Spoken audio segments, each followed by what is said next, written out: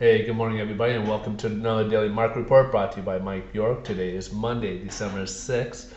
Not a lot on the news week today. No releases scheduled for today, and pretty light week for news releases. So we got a few things, but nothing that's high impact, as I would say.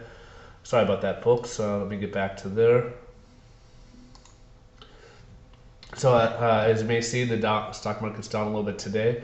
We have some meetings going on with the Eurozone finance ministers talking about the debt crisis that they're having over in Europe with the bailouts of Europe from Ireland. And then, of course, right now they know, since we've talked the last 6 months about Spain and Portugal, that they're probably the next on the horizon. Hungary was just downgraded by credit companies. They downgraded theirs, so maybe they're on the horizon as well.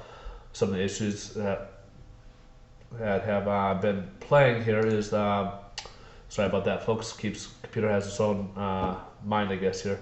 Some of the issues that are rising, of course, Germany, they're doing well, but everybody else is struggling, and they're kind of asking Germany to basically bail everybody else out. So they're, of course, not in favor of being the only one kind of taking on the responsibility of other people's debt issues. So those are some of the things that they're doing internally. And then also, if you didn't watch 60 Minutes last night, Bernanke was on there, and this was kind of filmed on Friday, so it wasn't like a live thing or anything. So he probably didn't have the unemployment numbers even at that when he did the filming of this, or at least at that time. So with all that in mind, he was basically just talking about how the economy, how he kind of had to defend the $6 billion of quantitative easing that he has to implement, and because the economy's had such a standstill, we're having a problem with all this money that's gone into it the last time. It's not creating jobs. It's not doing anything. We really need jobs. We have a really big issue when it comes to jobs. All this money is not seem to be driving it, and we need to. Right now, inflation is not a problem, so therefore, he's trying to stagnate get the economy kick started here. And some of the issues with Europe and everybody else, we had to help these people. Otherwise, we would be a further crisis. As these are some issues that he's dealing with and trying to. So he's been kind of criticized globally as well as internally, domestically here. But he's feeling that he's doing what he has to do to get the economy kickstart, because we're more vulnerable in the position we're currently at. It's more of a risk than what we would do if we didn't do it. So it probably could be going further down the hole. But anyways, let's move on. Let's look at the bond market here. As we've seen the last few weeks, we've been having a downward trend here.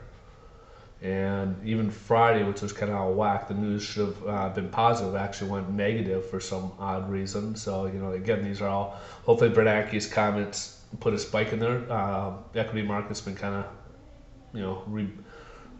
bull market, so to speak, on the equity market. So really, a lot of that stuff really doesn't substantiate it.